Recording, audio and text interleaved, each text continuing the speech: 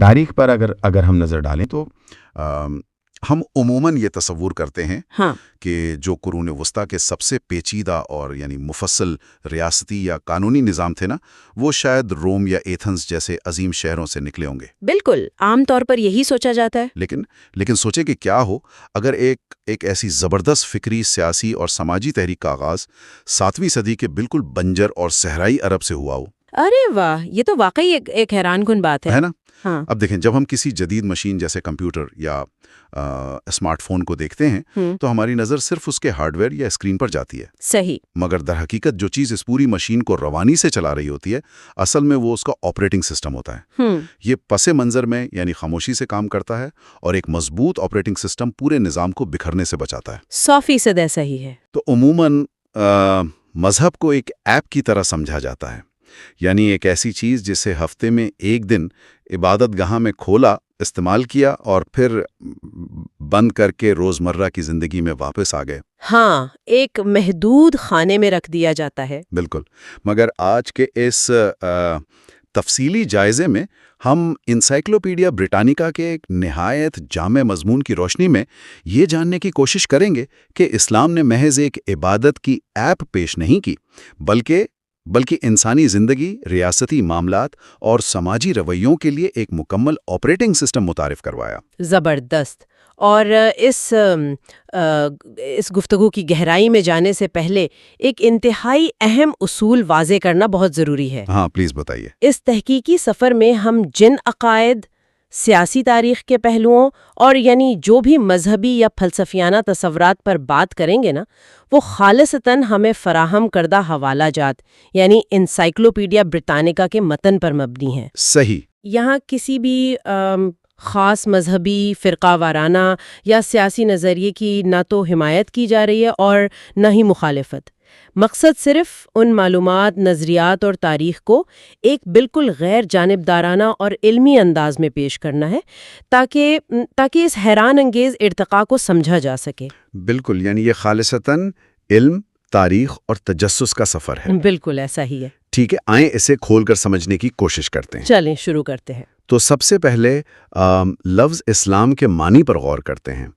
Source material کے مطابق اس کا بنیادی مطلب ہی ہتھیار ڈال دینا یا خدا کی مرضی کے آگے سر تسلیم خم کر دینا ہے۔ ہاں، اور اس تصور کی اصل طاقت کو سمجھنے کے لیے نا ہمیں 7ویں صدی کے عرب معاشرے کے نفسیاتی اور سماجی پس منظر کو دیکھنا لازمی ہے۔ وہ کیسا تھا اس وقت؟ اس وقت کا عرب معاشرہ بت پرستی میں گھرا ہوا تھا، مگر اس سے بھی بڑی بات یعنی اہم بات یہ تھی کہ وہ ایک اندھی اور بے رحم تقدیر کے تصور میں جکڑے ہوئے تھے۔ اچھا، اندھی تقدیر؟ برعکس، اسلام نے ایک انتہائی سخت توحید کا پیغام دیا۔ اس نے واضح کیا کہ کائنات کا ایک ہی خالق، رازق اور پروردگار ہے جو اندھا یا بے رحم نہیں بلکہ عادل ہے۔ صحیح، عادل ہے، اور اس خدا کا کوئی شریک نہیں۔ اسی لیے عیسائیت کے تثلیث یعنی جو ٹرینیٹیرینزم کا تصور ہے، اس کی سختی سے ممانعت کی گئی۔ پیغام یہ تھا کہ کائنات بے ہنگم نہیں ہے بلکہ خاص ترتیب اور ضابطے کے تحت چل رہی ہے۔ زبردست۔ یہیں سے وہ آپریٹنگ سسٹم والی تشبیہ مکمل طور پر فٹ بیٹھتی ہے، کیونکہ ظاہر ہے کسی بھی وسیع نظام کو چلانے کے لیے ایک کوڈ یا قانون کی ضرورت ہوتی ہے نا؟ بالکل ہوتی ہے۔ تو اسلام نے یہ کوڈ 4 بنیادی ماخذ کی صورت میں دیا۔ پہلا قرآن، جسے خدا کا براہ راست کلام مانا جاتا ہے۔ دوسری سنت یعنی پیغمبر محمد کے اعمال اور اقوال، ہاں، جنہیں بعد ازاں احادیث کی شکل میں محفوظ کیا گیا۔ جی بالکل۔ مگر جو باقی 2 ماخذ ہیں نا، ان پر غور کیا جائے تو وہ حیران کن حد تک جدید معلوم ہوتے ہیں، یعنی اجماع اور اجتہاد۔ بالکل، بہت جدید تصورات ہیں۔ اگر میں اسے جدید دور کی اصطلاح میں سمجھنے کی کوشش کروں تو اجماع شاید ایک طرح کا اوپن سورس کنسنسس ہے، یعنی جب کوئی نیا مسئلہ درپیش ہو تو کمیونٹی کے ماہرین یا علماء مل کر ایک متفقہ فیصلہ کرتے ہیں۔ بالکل صحیح کہا آپ نے۔ اور اجتہاد کا مطلب یہ لگتا ہے کہ جب کوئی بالکل ہی انوکھا مسئلہ آ جائے جس کا پچھلے کوڈ میں ذکر نہ ہو، تو ایک عالم اپنی عقل اور منطق استعمال کر کے ایک نیا قانونی حل یا پیش تیار کرتا ہے۔ یہ تشبیہ حقیقت کے بہت بہت قریب ہے۔ اصل میں 8ویں صدی عیسوی تک جب اسلامی سلطنت بہت تیزی سے پھیل رہی تھی نا، ہاں، تو نئے علاقے، نئی تہذیبوں اور نئے مسائل کا سامنا تھا۔ ایسے میں علاقائی اختلافات کو ختم کر کے ایک مستحکم نظام بنانے کے لیے اجماع کا اصول اپنایا گیا۔ اچھا، یعنی سب کو ایک پیج پر لانے کے لیے۔ بالکل، یعنی جب علماء کسی شرعی نقطے پر متفق ہو جائیں تو وہ قانون کا درجہ اختیار کر لیتا ہے، اور دوسری طرف اجتہاد، جو بعد میں قیاس کی شکل اختیار کر گیا، اس نے اس نظام کو جمود کا شکار ہونے سے بچایا۔ یعنی سسٹم فریز نہیں ہوا۔ جی ہاں، یہ وہ لچک تھی جس نے اس قانونی ڈھانچے کو ہر دور کے مطابق ڈھلنے کے قابل بنایا۔ اور آپ دیکھیں، اسی مضبوط مگر لچکدار بنیاد کی وجہ سے یہ نظام حیرت انگیز تیزی سے پھیلا۔ کتنا تیزی سے؟ صرف 1 صدی کے اندر عرب کے صحراؤں سے نکل کر یہ پیغام اسپین سے لے کر ہندوستان تک پہنچ گیا۔ اسپین سے ہندوستان تک؟ کیا بات ہے! لیکن اس تیز ترین پھیلاؤ کے بارے میں اکثر یہ تاثر پایا جاتا ہے کہ یہ شاید صرف طاقت اور تلوار کے زور پر ہوا ہے۔ ہاں، یہ بہت عام تاثر ہے۔ مگر فراہم کردہ متن اس کی وجوہات کچھ اور ہی بتاتا ہے۔ بالکل، متن کے مطابق تلوار کے زور پر پھیلنے کا یہ تاثر ایک بڑی تاریخی غلط فہمی ہے۔ اس تیز ترین پھیلاؤ کی سب سے بڑی اور مؤثر وجہ اس کا مساوات کا تصور تھا۔ برابری کا تصور۔ ہاں، اس نظام میں رنگ، نسل، قبیلے یا دولت کی بنیاد پر کسی کو کوئی پیدائشی برتری حاصل نہیں تھی۔ اس دور کے جو طبقاتی اور ظالمانہ معاشرے تھے، ان میں یہ پیغام غریب اور پسے ہوئے طبقے کے لیے انتہائی کشش رکھتا تھا۔ ظاہر ہے جب سب برابر ہوں گے تو لوگ کھینچے چلے آئیں گے۔ بالکل۔ اس کے علاوہ مسلمان تاجروں نے انڈونیشیا، ملایا اور چین تک اس نظریے کو پہنچایا۔ پھر 12ویں صدی کے بعد صوفی بزرگوں نے بر صغیر، وسطی ایشیا اور افریقہ میں اپنے اخلاق اور روحانیت سے اس پیغام کو پھیلایا۔ یعنی تلوار نہیں، اخلاق اور تجارت۔ جی، اور ایک اور نہایت اہم پہلو مفتوحہ علاقوں میں موجود اہل کتاب یعنی یہودیوں اور عیسائیوں کے ساتھ برتاؤ کا تھا۔ انہیں زبردستی مسلمان نہیں کیا گیا، بلکہ انہیں مذہبی آزادی دی گئی۔ اچھا، انہیں آزادی تھی۔ بالکل، اور وہ جزیہ نامی ایک ٹیکس ادا کر کے اپنے اندرونی معاملات میں مکمل طور پر خود مختار تھے۔ وقت کے ساتھ یہ درجہ زرتشتیوں اور ہندوؤں کو بھی دے دیا گیا۔ تو گویا ایک بہترین آپریٹنگ سسٹم تیار ہو گیا جس نے صارفین کو ایک مستحکم، مساوی اور لچکدار ماحول فراہم کیا۔ بالکل۔ لیکن اس نظام کی کامیابی کا انحصار اس بات پر ہے کہ اسے استعمال کرنے والا انسان کیسا ہے۔ جب بات انسان کی تخلیق اور اس کی نفسیات کی آتی ہے تو سسٹم کی یہ سختی اور انسان کی غیر متوقع فطرت آپس میں ٹکراتے ہیں۔ صحیح۔ متن بتاتا ہے کہ انسان کو مٹی سے اور جنات کو آگ سے پیدا کیا گیا اور انسان کو زمین پر خدا کا نائب بنایا گیا۔ انسان کا یہی کردار ہی دراصل سب سے بڑی پیچیدگی اور خوبصورتی ہے۔ قرآن کے مطابق کائنات کی ہر چیز، ستارے، پہاڑ، درخت، سب اپنی حدود جانتے ہیں اور خودکار طریقے سے خدا کے فرمانبردار ہیں۔ یعنی وہ پروگرامڈ ہے۔ ہاں، وہ اس سسٹم کے غلام ہیں۔ لیکن انسان وہ واحد مخلوق ہے جسے شعور کے ساتھ ساتھ آزادی انتخاب یعنی فری ول دی گئی ہے۔ اور جہاں آزادی ہوتی ہے وہاں بغاوت کا خطرہ بھی ہوتا ہے۔ سب سے مہلک بیماری جڑی ہے وہ تکبر۔ تکبر انسان میں یہ گمان پیدا کرتا ہے کہ وہ خود مختار ہے، اسے کسی بالاتر ہستی یا اخلاقی ضابطے کی ضرورت نہیں۔ یہ تو واقعی ایک بڑا بگ ہے سسٹم میں۔ بالکل۔ متن کے مطابق یہی تکبر انسان کی سب سے بڑی خامی ہے جو اسے شرک کی طرف لے جاتی ہے، یعنی خدا کے برابر کسی اور کو کھڑا کرنے کی طرف۔ اس کی سب سے بڑی مثال شیطان یا ابلیس کا واقعہ ہے، جس نے سجدہ کرنے سے انکار کیا تھا۔ ہاں، اس نے آدم کو سجدہ کرنے سے محض اس لیے انکار کیا تھا کیونکہ اسے اپنی آگ کی تخلیق پر تکبر تھا۔ یہاں ایک اور تصور پر غور کرنا بنتا ہے۔ عیسائیت میں اوریجنل سن یا پیدائشی گناہ کا جو نظریہ پایا جاتا ہے ہاں، وہ یہاں بالکل موجود نہیں ہے۔ آدم نے غلطی کی لیکن خدا نے انہیں معاف کر دیا۔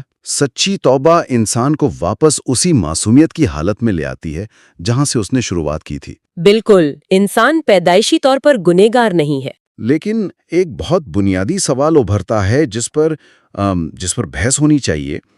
اگر یہ مانا جائے کہ خدا قادر مطلق ہے، وہ سب کچھ کنٹرول کرتا ہے اور اس کائنات کا ایک پرفیکٹ آرڈر ہے، صحیح. تو انسان کو اتنی چھوٹ یا آزادی ہی کیوں دی گئی کہ وہ بھٹک سکے اور اس آرڈر کو خراب کرے؟ اسے بھی مشینوں یا ستاروں کی طرح ایک فکسڈ روٹ پر کیوں نہیں چلا دیا گیا؟ یہ ایک بہت گہرا فلسفیانہ سوال ہے. اب دیکھیں، اگر انسان کے پاس برائی کا انتخاب کرنے کی آزادی ہی نہ ہو تو اس کے اچھائی کو چننے کی کیا اہمیت باقی رہ جائے گی؟ پوائنٹ ہے. ایک مشین اگر صحیح کام کر رہی ہے تو وہ اس کا کمال نہیں، اس کے بنانے والے کا کمال ہے. انسان کا کردار ایک اخلاقی جدوجہد ہے، یعنی مورل سٹرگل ہے. جی. اسلام تسلیم کرتا ہے کہ انسان طبعاً کمزور، لالچی اور جلد گھبرا جانے والا ہے، مگر اصل کمال یہ ہے کہ وہ اس شعور اور آزادی کا استعمال کرتے ہوئے اپنے ذاتی مفاد اور تکبر کو کچل کر اچھائی کا راستہ چنے. کیا بات ہے. اسی لیے آپ دیکھیں، اسلام میں سماجی خدمت صرف ایک اضافی ثواب کا کام نہیں بلکہ سسٹم کا لازمی حصہ ہے. دولت جمع کر کے رکھنا یعنی ہورڈنگ کرنا اور سود کھانا اسی لیے سختی سے منع ہے. کیونکہ وہ معاشرے کو نقصان پہنچاتے ہیں. بالکل، کیونکہ یہ معاشرے کے کمزور طبقات کا خون چوستے ہیں اور انسانی تکبر کو بڑھاتے ہیں. اور انہی اخلاقی اصولوں کو روزمرہ کی زندگی میں لاگو کرنے کے لیے ایک باقاعدہ ڈھانچہ تشکیل دیا گیا جسے 5 ستون کہا جاتا ہے. ہاں، 5 پلرز. اگر انہیں صرف عبادات کی ایک فہرست کے طور پر دیکھا جائے نا تو ان کی اصل طاقت سمجھ نہیں آتی. در حقیقت ان ستونوں کے پیچھے ایک کمال کی نفسیاتی اور سماجی سائنس کام کر رہی ہے. بالکل صحیح کہہ رہے ہیں آپ. پہلا ستون شہادت یعنی کلمہ ہے، جو توحید اور رسالت کا اقرار ہے. یہ ایک طرح سے اس نظام میں داخلے کا لاگن ہے. بالکل، ایک بہترین لاگن کی مثال ہے. اور اس کے بعد نماز کو دیکھیں. یہ صرف ایک روحانی عمل نہیں ہے بلکہ ایک طاقتور سماجی میکانزم ہے. وہ کیسے؟ دن میں 5 وقت مقامی آبادی کا ایک ہی رخ پر کھڑا ہونا اور جمعے کے دن ایک بڑی مسجد میں اکٹھا ہونا، یہ سب معاشرتی تقسیم کو ختم کرتا ہے. ہاں، سب ایک صف میں. بالکل. جب ایک امیر تاجر اور ایک غریب مزدور کندھے سے کندھا ملا کر کھڑے ہوتے ہیں تو قبائلی اور طبقاتی غرور روزانہ کی بنیاد پر ٹوٹتا ہے. اس کے علاوہ جمعے کا خطبہ رائے عامہ کو منظم کرنے کا ایک بہت بڑا اور مؤثر ذریعہ ہے. زبردست. اور پھر تیسرا ستون زکوٰۃ بھی اسی طرح معاشی مساوات کا انجن ہے. یہ کوئی عام صدقہ نہیں ہے بلکہ مال کو پاک کرنے والا ایک لازمی ٹیکس ہے. جی بالکل، ایک سٹرکچرڈ ٹیکس ہے. زرعی پیداوار پر اگر مصنوعی پانی استعمال ہو تو 5% اور اگر قدرتی بارش ہو تو 10% ٹیکس ہے، اور نقد رقم یا سونے پر 2.5%. یہ اس بات کو یقینی بناتا ہے کہ دولت چند ہاتھوں میں جمع ہو کر نہ رہ جائے بلکہ معاشرے میں گردش کرتی رہے. اسی طرح رمضان کا جو روزہ ہے نا، وہ انسان کو جسمانی خواہشات پر قابو پانا سکھاتا ہے اور بھوک کا عملی تجربہ کروا کر ایک گہری ہمدردی پیدا کرتا ہے. Practical empathy. بالکل. اور 5واں ستون حج ہے. زندگی میں کم سے کم ایک بار مکہ کا سفر. یہ تکبر کو کچلنے اور انا کو ختم کرنے کا حتمی مظاہرہ ہے. یعنی ایگو کی موت. ہاں، دنیا کے مختلف کونوں سے آئے ہوئے لاکھوں لوگ جب اپنے دنیاوی لباس اتار کر ایک جیسے 2 انسلے کپڑے پہنتے ہیں نا تو تمام جغرافیائی، نسلی اور معاشی فرق مٹ جاتے ہیں. بہت خوبصورت بات کی. اور آپ دیکھیں، یہ 5 ستون مل کر ایک ایسا معاشرہ بناتے ہیں جو عرب کی پرانی روایات سے بالکل مختلف تھا. ان حکامات نے بیٹیوں کو زندہ دفن کرنے کا ظالمانہ رواج ختم کیا، غلاموں کو قانونی حقوق دیے اور ان کی آزادی کی حوصلہ افزائی کی. اور جو قبائلی انتقام کی زنجیر تھی وہ بھی ٹوٹی. بالکل. قبائلی انتقام یا تھار کا وہ نہ ختم ہونے والا سلسلہ ہمیشہ کے لیے توڑ دیا گیا. انہی سماجی اصلاحات اور اس مساوی نظام کو قائم رکھنے کے تناظر میں جہاد کا تصور بھی سامنے آتا ہے، جسے خیر آج کل اکثر غلط سمجھا جاتا ہے. ہاں، بہت زیادہ مس انڈرسٹینڈ کیا جاتا ہے. متن یہ بات واضح کرتا ہے کہ جو چھوٹے جہاد کا مقصد ہے نا، وہ لوگوں کو تلوار کے زور پر عقیدہ بدلنے پر مجبور کرنا ہرگز نہیں تھا. بالکل نہیں. چونکہ قرآن یہ اعلان کرتا ہے کہ سچائی اور گمراہی واضح ہو چکے ہیں اور مذہب میں کوئی زبردستی نہیں ہے، اس لیے جہاد کا بنیادی مقصد معاشرے میں اسلامی اصولوں کے نفاذ کے لیے سیاسی اور ریاستی کنٹرول حاصل کرنا تھا، تاکہ یعنی ایک ایسا ماحول بن سکے جہاں یہ سماجی برابری کا نظام قائم رہ سکے۔ یہ ایک بہت اہم تاریخی حقیقت ہے۔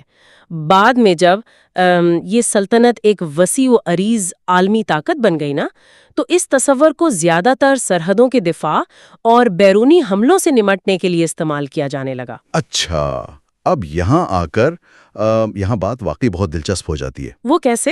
اگر یہ نظام اتنا ہی مکمل، مساوی اور زبردست تھا، تو پھر کمیونٹی میں اس قدر گہری تقسیم کیوں پیدا ہوئی؟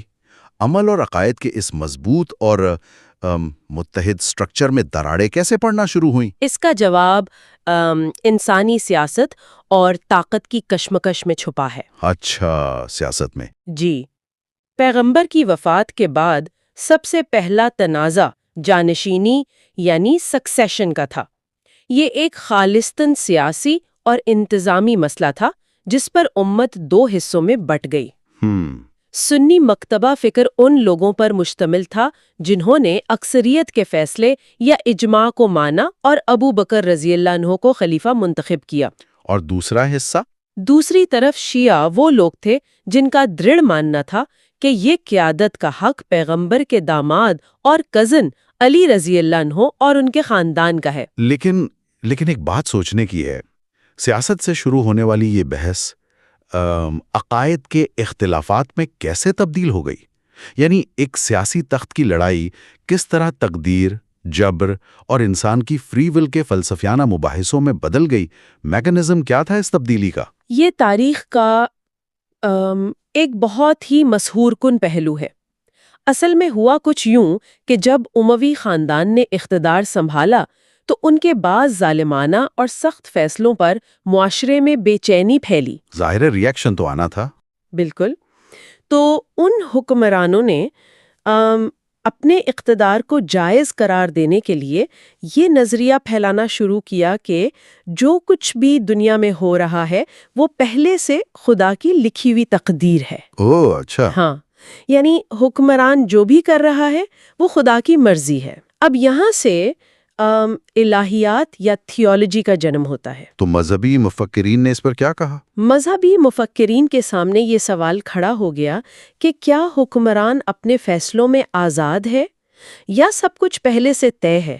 اگر سب کچھ خدا کی مرضی ہے تو عوام کو خاموشی سے ظلم سہنا ہوگا۔ بالکل، پھر تو کوئی بغاوت کر ہی نہیں سکتا۔ لیکن اگر انسان کے پاس فری ول ہے تو حکمران اپنے اعمال کا خود ذمہ دار ہے اور اس کے خلاف بغاوت کی جا سکتی ہے۔ یوں سیاست نے فلسفے اور عقیدے کو جنم دیا۔ یہ تو تمام گتھیوں کو سلجھا دیتی ہے۔ اس کا مطلب ہے کہ تھیولوجی یا الہیات کا علم خلا کے اندر سے نہیں نکلا، بلکہ یہ اس وقت کے سماجی اور سیاسی دباؤ کا براہ راست نتیجہ تھا۔ 100% ایسا ہی ہے۔ اسی لیے سنی مکتبہ فکر نے الاشری اور الماتریدی جیسے مفکرین کے ذریعے ایک درمیانی راستہ نکالنے کی کوشش کی۔ الاشری کا نظریہ بہت دلچسپ تھا، جس میں انہوں نے کہا کہ افعال پیدا تو خدا کرتا ہے مگر انسان انہیں حاصل کرتا ہے، جس سے ایک توازن قائم کرنے کی کوشش کی گئی۔ اور دوسری طرف کچھ انتہائی شدت پسند گروہ بھی پیدا ہوئے، مثلا خوارج۔ ہاں، خوارج۔ یہ ایک انتہائی عسکریت پسند گروہ تھا۔ ان کا خطرناک نظریہ یہ تھا کہ جو بھی مسلمان کوئی گناہ کبیرہ کرتا ہے نا، وہ سرے سے مسلمان ہی نہیں رہتا بلکہ کافر ہو جاتا ہے۔ یہ تو بہت سخت بات ہے۔ ہاں، وہ عمل کو ایمان کا ایسا لازمی حصہ مانتے تھے کہ اس میں ذرا سی بھی کوتاہی برداشت نہیں تھی۔ اس پر غور کیا جائے تو یہ نظریہ معاشرے کی بقا کے لیے حد سے زیادہ خطرناک معلوم ہوتا ہے۔ اگر ہر شخص دوسرے پر گناہ ثابت کر کے اسے دائرہ اسلام سے خارج کرنے لگے تو یہ ایک نہ ختم ہونے والی خانہ جنگی اور خون ریزی کی طرف لے جائے گا۔ بالکل۔ کوئی بھی معاشرہ اتنی عدم برداشت کے ساتھ زندہ نہیں رہ سکتا۔ اور تاریخ گواہ ہے کہ یہی ہوا۔ اپنی اسی انتہا پسندی کی وجہ سے خارج بالآخر تاریخ کے پنوں سے مٹ گئے۔ ان کے بالکل برعکس ایک اور مکتبہ فکر سامنے آیا جسے معتزلہ کہا جاتا ہے۔ معتزلہ یعنی ریشنلسٹس۔ بالکل، یہ عقل پسند تھے۔ ان کی سوچ یہ تھی کہ انسان مکمل طور پر آزاد ہے اور اپنے افعال کا خود خالق ہے۔ ان کا استدلال تھا کہ خدا چونکہ عادل ہے، اس لیے وہ کسی انسان کو ان افعال کی سزا کیسے دے سکتا ہے جو خدا نے خود اس سے کروائے ہوں۔ بڑی منطقی بات ہے۔ لہٰذا انسان کو اعمال کی مکمل آزادی ہونی چاہیے۔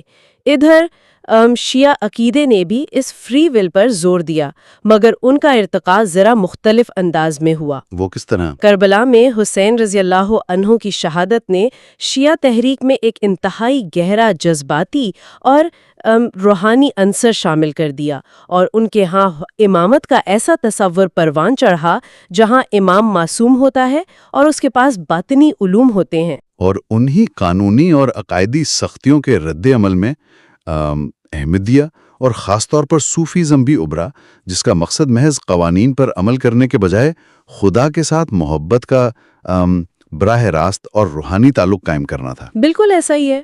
ان تمام فرقوں اور تحریکوں کو دیکھنے کے بعد ہمارا سفر ان عظیم فلسفیوں کی طرف مڑتا ہے جنہوں نے اس خالص مذہبی اور قانونی نظام کو یونانی فلسفے کے ساتھ ملا کر کائنات کو ایک بالکل نئی نظر سے دیکھنے کی کوشش کی۔ ہاں، یہ دور تو اسلامی فکری عروج کا دور تھا۔ جب 9ویں اور 10ویں صدی میں یونانی کتب کے عربی تراجم ہوئے تو اسلامی فلسفہ، جسے فلسفہ ہی کہا جاتا تھا، اپنے عروج پر پہنچ گیا۔ اور اس فکری انقلاب کا آغاز الفارابی سے ہوتا ہے۔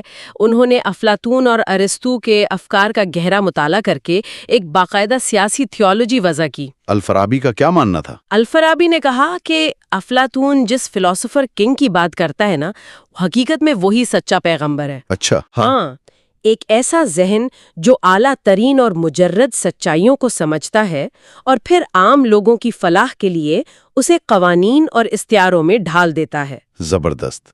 اس کے بعد ابن سینا کا دور آتا ہے، جنہوں نے کائنات کی تشریح میں وجود اور ماہیت یعنی ایگزسٹنس اور ایسنس کا فرق واضح کر کے پوری دنیا کے فلاسفرز کو حیران کر دیا۔ ابن سینا کا یہ وجود اور ماہیت والا تصور تھوڑا پیچیدہ محسوس ہوتا ہے۔ تھوڑا سا ہے، ہاں۔ اگر اسے ایک عام سی روزمرہ کی مثال سے سمجھنا ہو تو کیا ہم یہ کہہ سکتے ہیں کہ جیسے ہم کسی اڑنے والے گھوڑے یا یونیکارن کے بارے میں سوچتے ہیں، ہم جانتے ہیں کہ وہ کیسا دکھتا ہے، اس کے خد و خال کیا ہیں، یہ اس کی ماہیت یا اس کا بلو پرنٹ ہے۔ بالکل۔ لیکن کیا وہ حقیقت میں دنیا میں موجود ہے؟ نہیں۔ یعنی ماہیت کا پتہ ہونا اس کے وجود کی ضمانت نہیں دیتا۔ بلو پرنٹ کا مطلب یہ نہیں کہ عمارت بن چکی ہے۔ ارے واہ، یہ ایک بہترین اور انتہائی آسان مثال دی آپ نے۔ شکریہ۔ ابن سینا نے یہی ثابت کیا کہ کائنات کی ہر چیز کی ایک ماہیت ہوتی ہے، مگر اسے وجود میں لانے کے لیے کسی بیرونی طاقت یا مثبت کی ضرورت ہوتی ہے۔ صحیح۔ اور یہ سلسلہ پیچھے کی طرف چلتے چلتے ایک ایسی ہستی پر آ کر رکتا ہے جس کی ماہیت اور وجود ایک ہی ہیں، یعنی اس کا وجود ہونا ہی اس کی ماہیت ہے۔ اسے ابن سینا نے واجب الوجود یعنی خدا قرار دیا۔ کیا کمال کی لاجک ہے۔ بالکل۔ اس کے علاوہ انہوں نے دلائل سے یہ بھی ثابت کیا کہ انسانی روح ایک غیر مادی شے ہے جو جسم کے ختم ہونے کے بعد بھی باقی رہتی ہے۔ کمال کی فکری گہرائی ہے ان خیالات میں۔ لیکن ان سب فلاسفرز میں ابن طفیل کی لکھی ہوئی کہانی ہے بن یقظان تو ایک ایسا شاہکار ہے جو انسانی عقل کو واقعی حیران کر دیتی ہے۔ ہاں، ہے بن یقظان بہت مشہور کہانی ہے۔ یہ کہانی تو آج کل کی نفسیات کے سب سے بڑے مباحثے نیچر بمقابلہ نرچر اور ہالی ووڈ کی فلم میٹرکس کی یاد دلاتی ہے۔ یہ ایک ایسے اکیلے بچے کی کہانی ہے جو ایک ویران جزیرے پر پلا بڑا، جہاں کوئی معاشرہ، کتاب یا زبان نہیں تھی۔ اور وہ بچہ محض اپنے ارد گرد کی فطرت کا مشاہدہ کر کے صرف اور صرف اپنی خالص عقل کے ذریعے بتدریج اس نتیجے پر پہنچ جاتا ہے کہ اس کائنات کا ایک خالق ہے اور ایک اعلیٰ ترین سچائی موجود ہے۔ یعنی بغیر کسی پیغمبر یا کتاب کے؟ بالکل۔ وہ اپنی عقل کی طاقت سے خدا کو دریافت کر لیتا ہے، لیکن اس کہانی کا اصل فلسفہ اس کے کلائمیکس میں چھپا ہے۔ وہ کیا ہے؟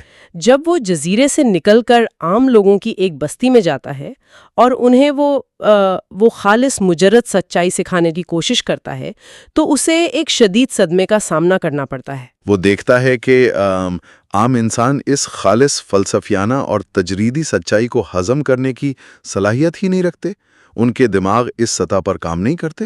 بالکل ایسا ہی ہے۔ اسے احساس ہوتا ہے کہ عام انسانوں کی رہنمائی کے لیے کہانیاں، استعارے، ڈر اور سخت قوانین پر مبنی مذہب کتنا ناگزیر ہے۔